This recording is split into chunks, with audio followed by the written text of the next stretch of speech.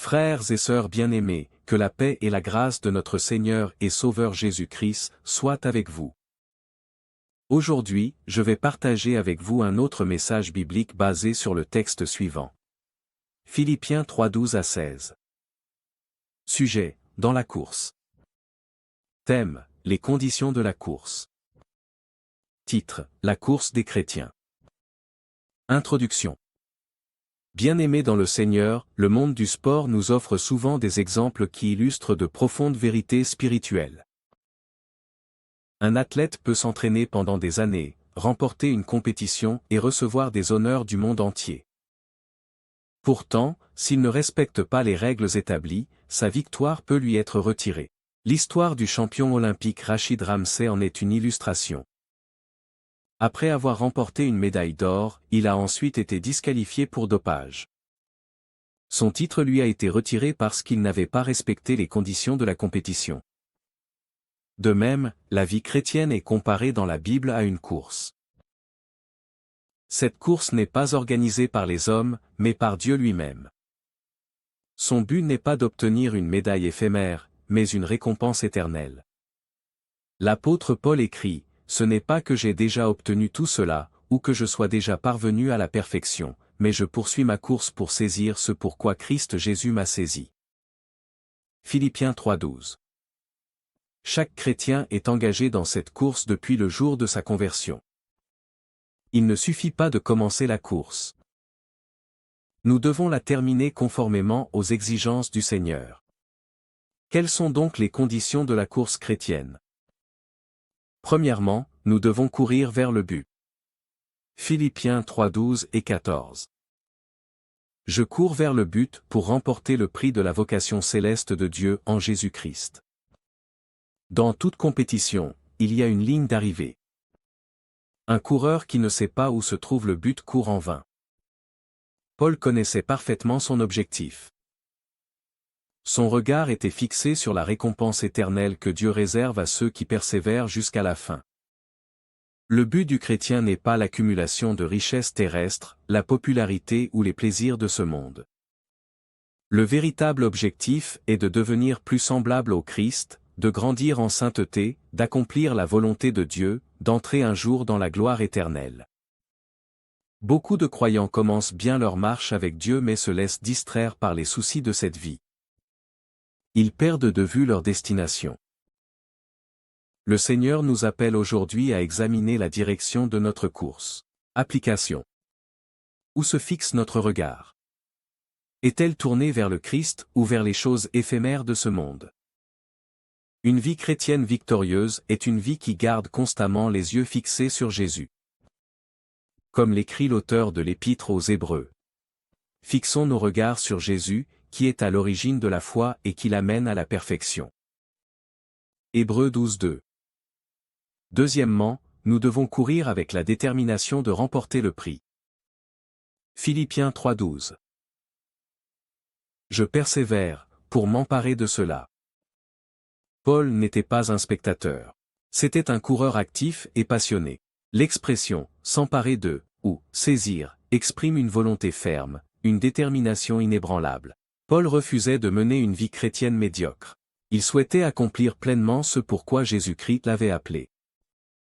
Le chemin de la foi comprend des obstacles, des épreuves, des persécutions, des tentations, des déceptions, des combats spirituels. Mais le chrétien qui veut remporter la victoire doit persévérer malgré les difficultés. Pensez à Noé, qui a continué à construire l'arche malgré les moqueries. Pensez à Joseph, qui est resté fidèle malgré l'injustice. Pensez à Daniel, qui a persévéré dans la prière malgré la menace de la fosse aux lions. Tous ces hommes étaient animés d'une détermination inébranlable. Application. Notre engagement envers Dieu est-il inébranlable, ou fluctue-t-il au gré des circonstances? Le Seigneur recherche des croyants déterminés qui continuent d'avancer même lorsque le chemin devient difficile. 3. Nous devons oublier ce qui se cache derrière. Philippiens 3:13. Oublier ce qui est derrière. L'une des plus grandes erreurs qu'un coureur puisse commettre est de regarder constamment derrière lui. Paul avait un passé impressionnant. il aurait pu se vanter de ses succès religieux. Cependant, il a choisi de regarder vers l'avenir. À l'inverse, beaucoup restent prisonniers de leur passé. Échecs passés, blessures passées, péchés passés, regrets passés, ancienne gloire passée. Les Israélites libérés d'Égypte en sont un exemple frappant. Bien qu'ils aient été délivrés de façon miraculeuse, leur cœur restait attaché à l'Égypte. Ils disaient: « Pourquoi nous as-tu fait sortir d'Égypte » Leur corps avait quitté l'Égypte, mais leur cœur y était resté. Cette nostalgie a contribué à leur isolement. Application. Où se tourne notre cœur aujourd'hui? Vers ce que Dieu nous demande d'abandonner ou vers le glorieux avenir qu'il nous prépare. Dieu nous appelle à abandonner tout ce qui peut ralentir notre progression spirituelle.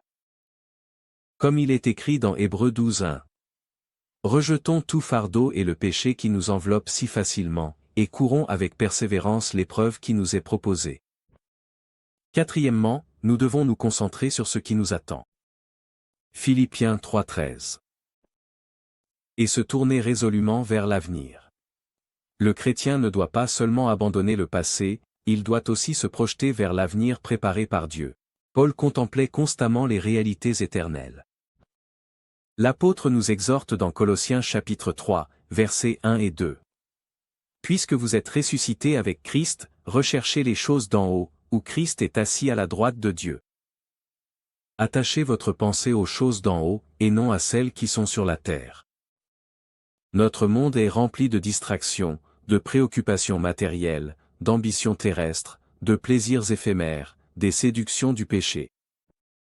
Toutes ces choses cherchent à détourner notre attention du royaume de Dieu. Mais le chrétien victorieux garde les yeux fixés sur les promesses divines, le retour de Jésus-Christ, la résurrection des morts, la vie éternelle, la nouvelle Jérusalem, la communion éternelle avec Dieu. Application: qu'est-ce qui occupe le plus nos pensées? Les réalités terrestres, ou les réalités célestes? Notre façon de vivre aujourd'hui révèle ce qui remplit notre cœur. Conclusion: bien-aimés frères et sœurs, que nous en soyons conscients ou non, nous sommes tous engagés dans une course spirituelle. Cette course n'est pas un sprint, mais une course d'endurance. Pour la remporter, nous devons, premièrement, courir vers le véritable but. Deuxièmement, courir avec détermination. Troisièmement, oublier ce qui est derrière. Quatrièmement, se concentrer sur ce qui est devant. Le jour viendra où la course prendra fin. Ce jour-là, chaque croyant comparaîtra devant le Seigneur pour recevoir sa récompense. Puissions-nous alors entendre ces paroles glorieuses: bien joué, bon et fidèle serviteur, tu as été fidèle en peu de choses, je te confierai beaucoup. Viens partager la joie de ton maître. Matthieu chapitre 25, verset 21. Que Dieu nous accorde la grâce de persévérer fidèlement jusqu'au bout et de remporter le prix de l'appel céleste en Jésus-Christ. Amen.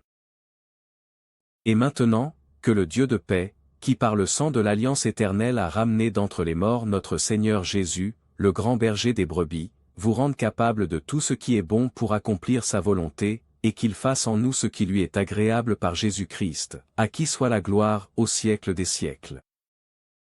Amen. Si ce message vous a été utile, aimez cette vidéo. Abonnez-vous pour recevoir des messages bibliques chaque semaine. Partagez avec un ami ou un être cher. Laissez un commentaire ci-dessous. À la prochaine. Que le Seigneur vous bénisse abondamment.